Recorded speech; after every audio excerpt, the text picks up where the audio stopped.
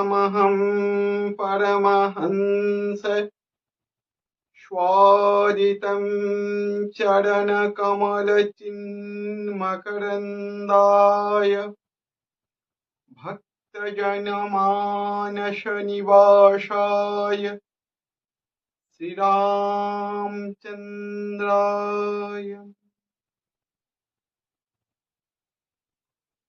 नारायण नारायण। प्रज्ञा प्रवचन को श्रवण करुथिबा समादरणीय सज्जन और भक्तिमती मां मानंकु हृदय आभूम प्रणाम। भगवत गीतार अष्टम सोपान आज आम उपनीत अच्छु। भगवान श्रीकृष्ण सबुठ जीवर परम सौभाग्य होचंती कण ए संसार रे जीवनर मूल मतलब कौन जदि पचरा जाए ताहले भागवत मध्य को गले आपण माने देखिबे जीवनर मतलब होउछि कौन ना जीवस्यम तत्व जिज्ञासा तत्व प्रति मुख करिकी रहिबा तत्व अन्वेषण पाइका सतत सावधान रहिबार तत्व को ग्रहण करिबार जो इच्छा ये होउछि जीवनर प्रकृत मूल्य। किंतु आमे माने कौन ना आम मानक जीवन केवल भोग प्रधान नचेत सी होउछि कौन ना शयन प्रधान। एबे आम मानक जीवन भारी अलगा हो जाइछि। सेतेबेले आमे कौन करथिले जेतेबेले आमे सोउथिले सेतेबेले कौन होउथिला आत्मा जाग्रत थिला शरीर सोउथिला। एबे आम मानकर कौन ना शरीर जदि सोई पडुछि ताहले आम मोबाइल जाग्रत रहउछि। मोबाइल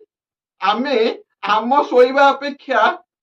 आम ऊपर अतिष्ठ हो जाउछि आम मोबाइल खंडक। सी भी कहउछि जे कम से कम मु एतिकी टिके समय आज मु टिके विश्राम करुछि। आमे आम विश्राम अपेक्षा मोबाइल विश्राम प्रति बेसी ध्यान दो। कहिबार तात्पर्य आमे केवल निजर बहुमूल्य समय को परमात्मा जेतेबेले आमे माने नथिले सेतेबेले समय थिला जेतेबेले आमे माने रहिबानी सेतेबेले भी समय रहिबो। किंतु आमे माने कौन करुछि ना परमात्मा जहाँ को गोटे थर मात्र आमको प्रदान करिथांती जो बहुमूल्य दिव्य समय को आमे से समय को आज नष्ट करिबारे लागिछि। टाइम को आमे पास करूनी बरम समय आमको आज पास करि नष्ट करि। एहा मध्यरे ए बीती जाउथिबा समय मध्यरे आमर परम सौभाग्य होउछि कण ना परमात्मा श्रीकृष्णक सहित संबोध रखि जीए कालातीत सत्य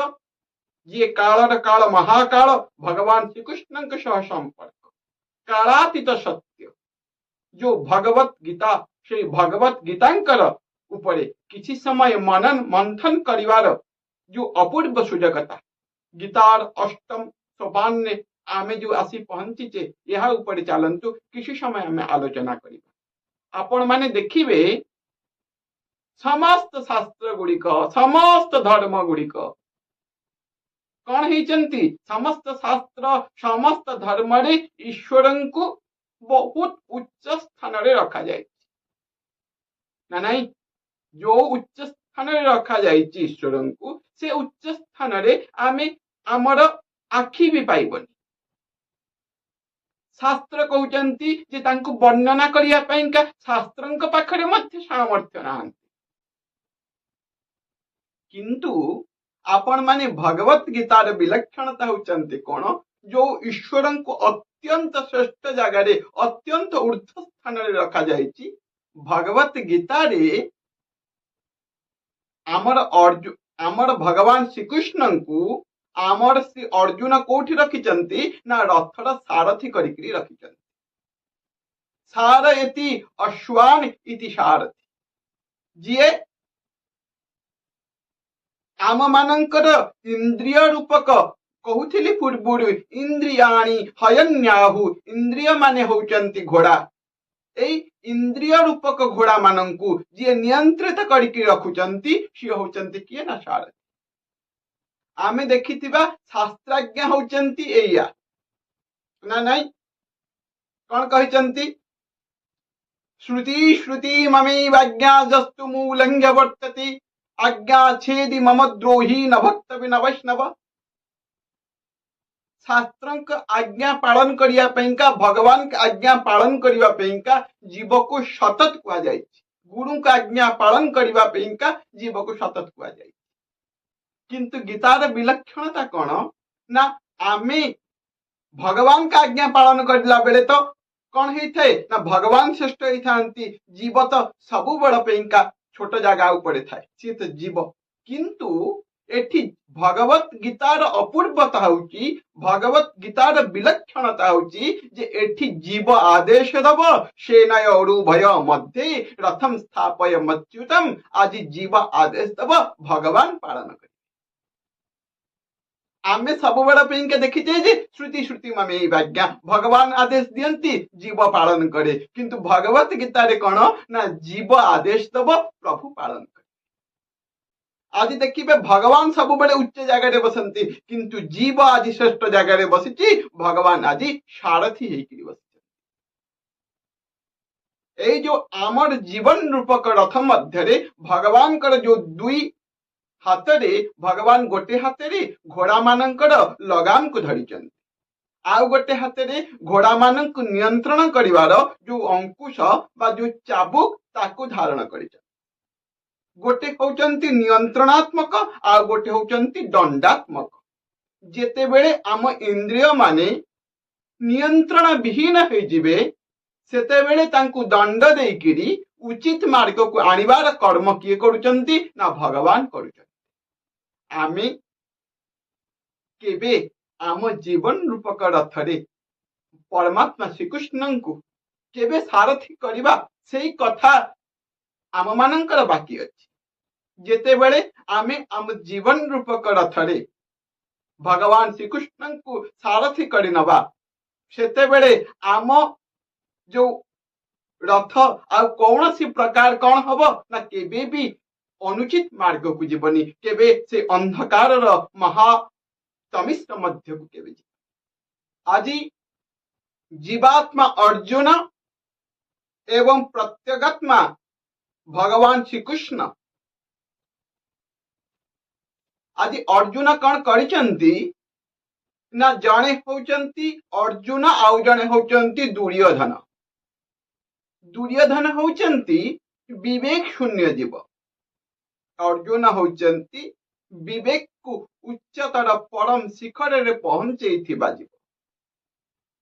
जो आम मानकर विवेक शब्द आमे कहूचे विवेक शब्द कौन विवेक माने कौन सज्जन गोस्वामी जी भाषा रे सुनहु तात माया कृत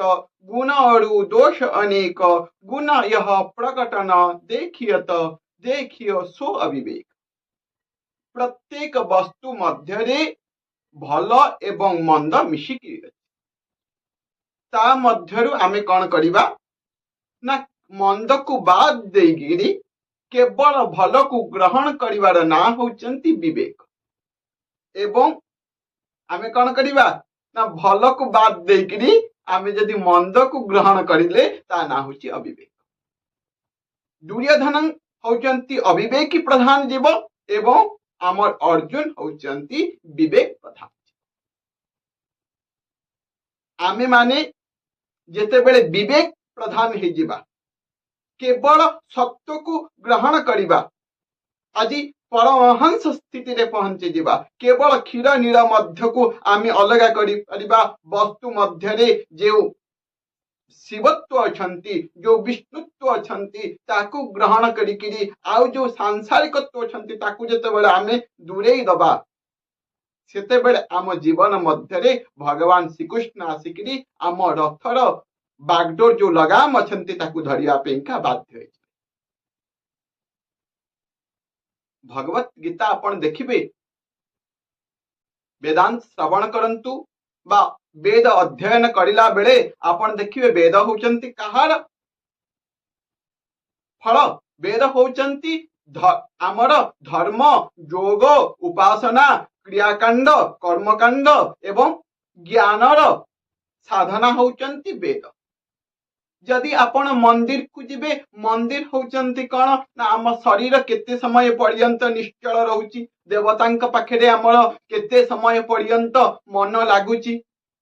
आमे केते समय पर्यंत संसार को भूलिकी परमात्मांकर से चारु चिंतन करि पारुचे। एई गुड़िक उपरे आम मानकर मन जेतेबेले जाइकी लागुची सेतेबेले आमे तांकु कौन कहूचे ना सेतेबेले आमर सीए पूजा हे जाउचंती, भक्ति हे जाउ। किंतु भगवत गीता आम मानकर से यज्ञ नुहे, यज्ञशाला रे करा जाउथिबा कर्म नुहे,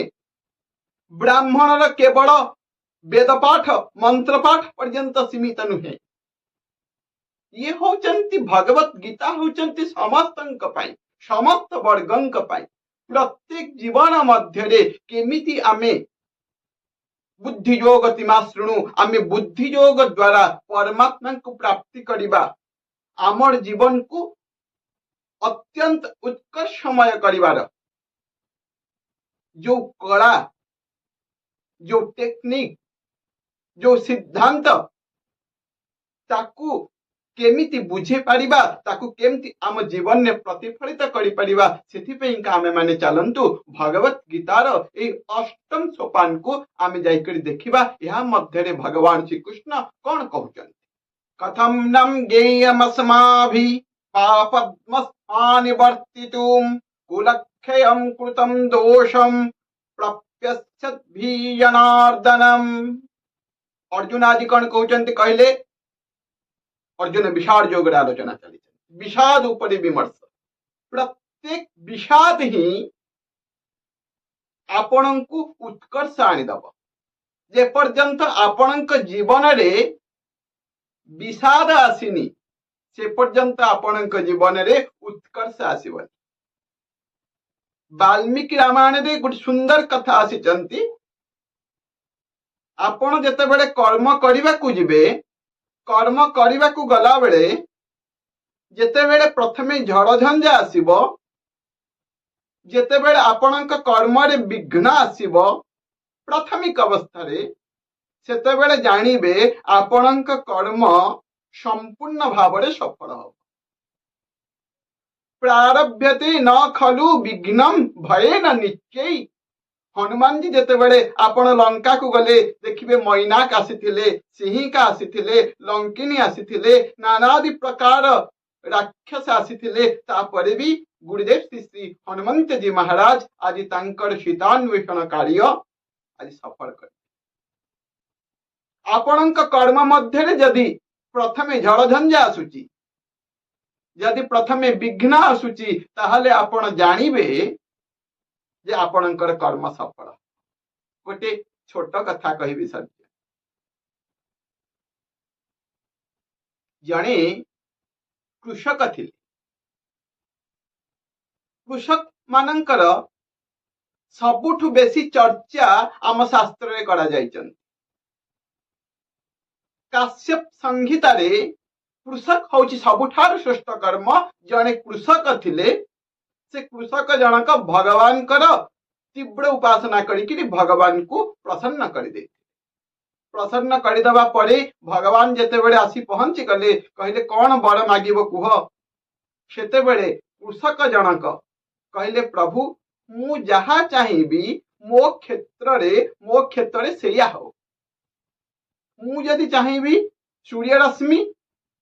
ताहा ही हो, जदि मु चाहिबी पवन ताहा ही हेउ, मु जदि चाहिबी वर्षा ताहले ताहा ही हेउ। भगवान कहले अस्तु। सेतेबेले कृषक बहुत खुशी हे गले। खुशी हेकिरी जेतेबेले कृषि करिया पे जाउचंती, समस्तंक बिल मरुड़ी पड़ी, कौनसी प्रकार वर्षार संभावना नहीं। सांगे सांगे कृषक कौन करुचंती ना भगवान कर सेही वरदान कथा को मने पकाउचंती। श्रीमन नारायण नारायण जेतेबेले उच्च स्वर गायन करुचंती, हाथ को ऊपर को टेकी देकिरी सांगे सांगे वर्षा हवारे लागी।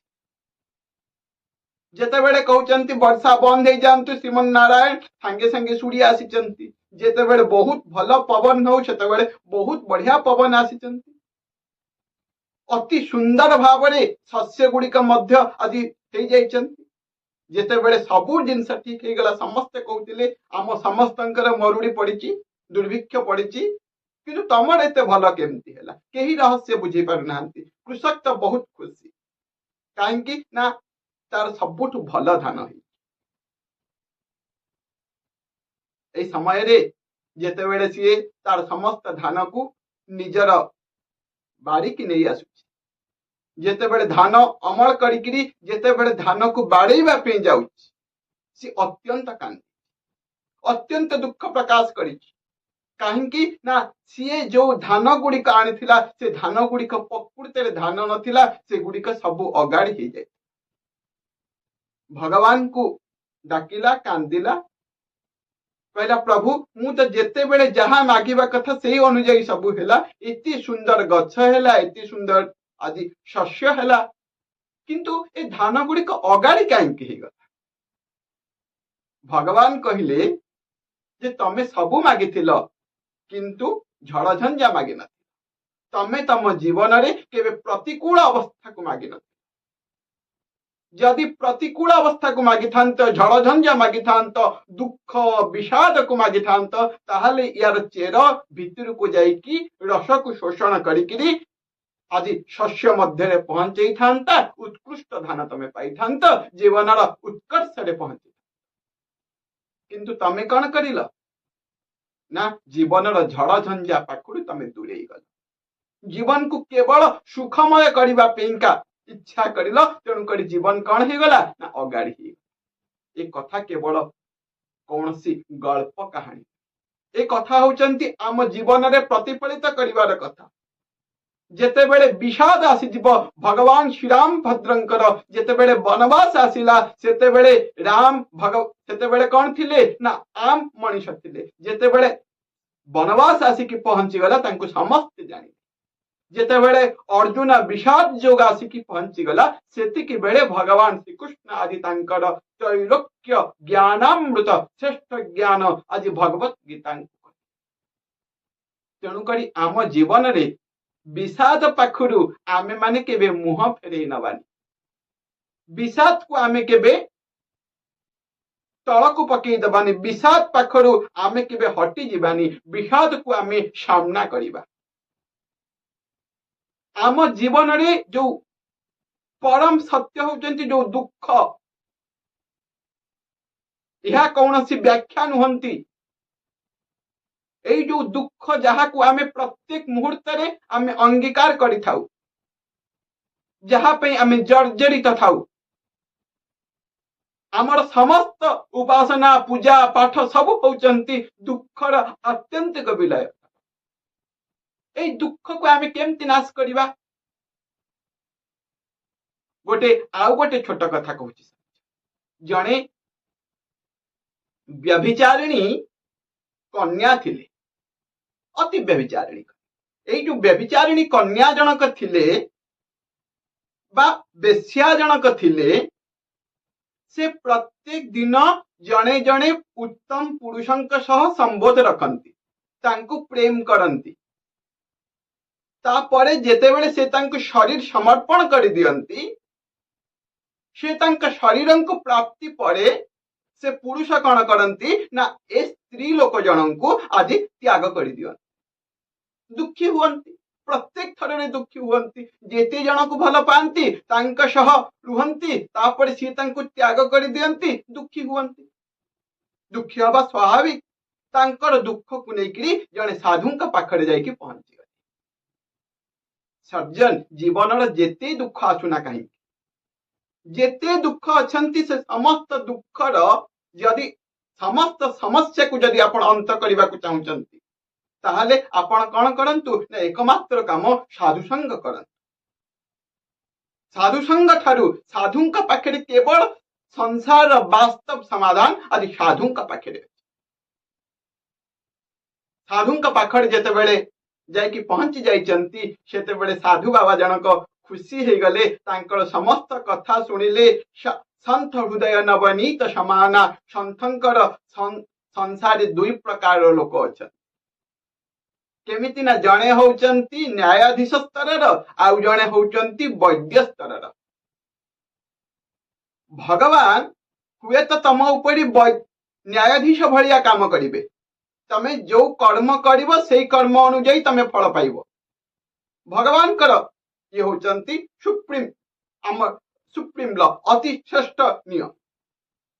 किंतु साधुंक पाखकु गले मने करंतु आपण बहुत गाधेई चंती आपण को ठंडा हेची जदि न्यायाधीश पाखक जीवे न्यायाधीश कहिबे नाई ताते जदि ठंडा हेची ताहले बहुत भल हेची कारण तू काहे केते गाधौथिलु न्यायाधीश आपणकर दंड विधान करिवे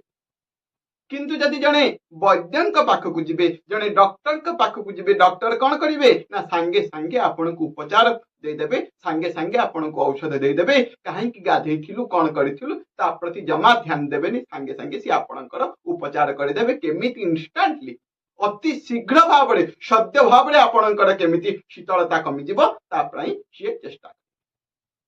साधु आम मानक जीवन रे न्यायाधीश नुहंती साधु होचंती वैद्य साधु महाराज आदि कौन कले कहले मारे तमे कहूच जे मु जो पुरुष सह संपर्क रखुची से पुरुष मते छाड़ी दउची आज गोटे काम कर तमे